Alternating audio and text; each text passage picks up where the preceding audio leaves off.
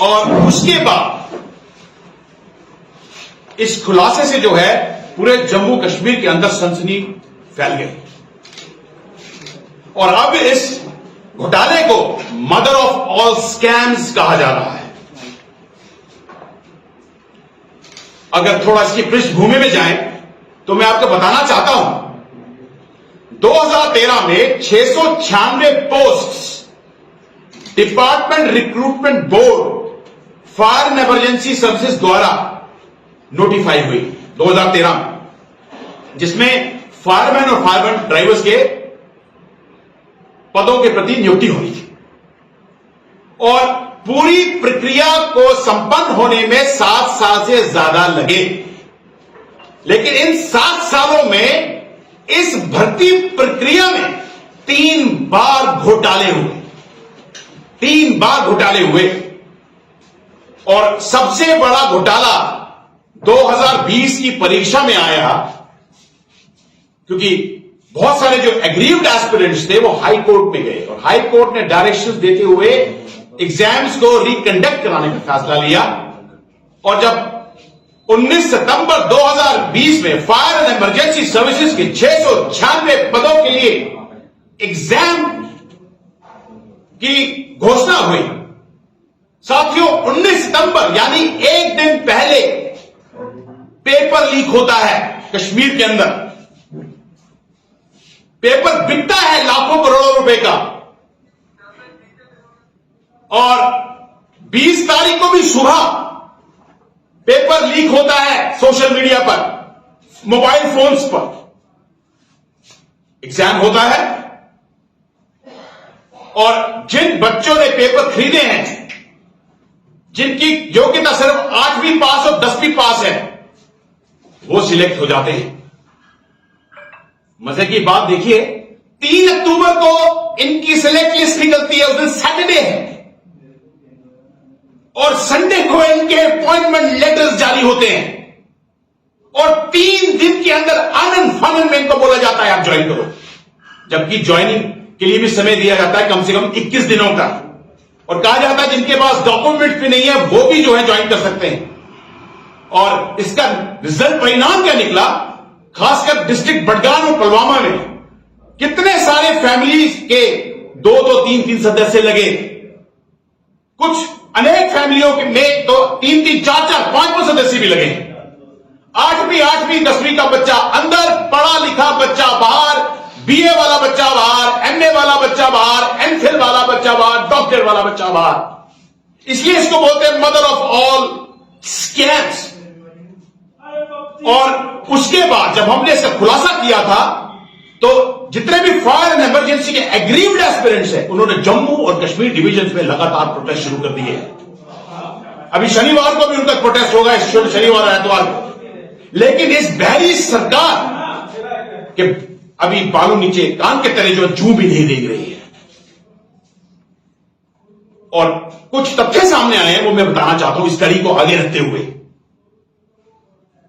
इन aspirants के एक वकील हैं जो भाजपा के एक नेता भी हैं, उन्होंने इन एस्पिरेंट्स के एक डेपुटेशन से कहा कि एलजी साहब ने 3 मेंबर कमेटी, एलजी साहब श्री मनोहर सिन्हा जी ने 3 मेंबर कमेटी का गठन किया है इनकी सुनवाई के लिए।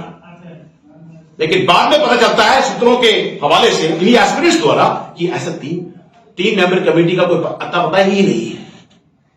उसके बाद एक एस्पिरेंट, ये बड़ा इंटरेस्टिंग है, ध्यान से सुनिए, एक एस्पिरेंट जिसका नाम है गजरफर नबी, गजरफर नबी,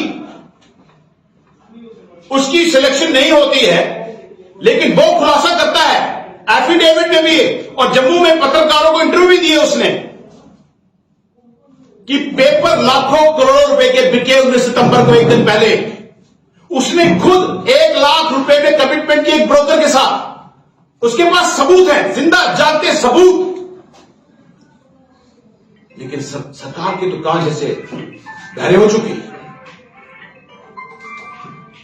अब आज ही हमें एक और इंफॉर्मेशन मिली है कि गजनफर नबी के घर में जिस ब्रोकर से उसने डील की थी उसके घर में उसने तमाशा किया और उसको जान से मारने की धमकी भी दी है। यहां तक चला गया यह केस। मैं चीफ सेक्रेटरी साहब से पूछना चाहता हूं, कुछ महीने पहले आप ही ने कहा था कि जिन इम्तिहानों में धांधली पाई जाएगी उसके खिलाफ सीबीआई इंक्वायरी होगी और योग्यता के मापदंड पर नियुक्ति की जाएगी।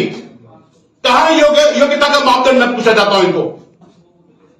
फिर एलजी साहब ने 2 दिन पहले अभी कहा विजिलेंस अवेयरनेस वीक में कि जम्मू कश्मीर को भ्रष्टाचार मुक्त करेंगे और जो लोग भ्रष्टाचार में लिप्त होंगे उनके खिलाफ सख्त कार्रवाई होगी। एलजी साहब, कार्रवाई करने का समय आ गया। कब होगी कार्रवाई? इन इम्तिहानों से ऐसा लग रहा है कि ये कई ऑफिसर, पॉलिटिशियन और एजेंसी का नेक्सस है, एक गठजोड़ है। जो इम्तिहान कराने वाली एजेंसी है उसका नाम आया था टाइमिंग टेक्नोलॉजीज प्राइवेट लिमिटेड, बताया था आपको, और एक और एजेंसी का नाम आया था LEMES। उन दोनों का डायरेक्टर एक ही है, महाराज कृष्ण वल्ली।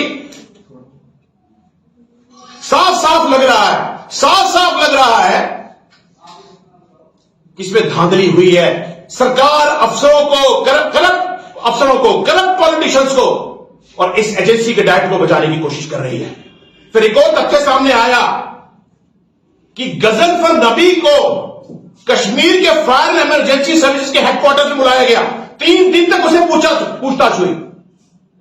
एक दिन शाम के 5 बजे से लेकर 9 बजे तक, दूसरे दिन 5 बजे से लेकर 8 बजे तक, फिर तीसरे दिन 4 बजे से लेकर 7 बजे तक।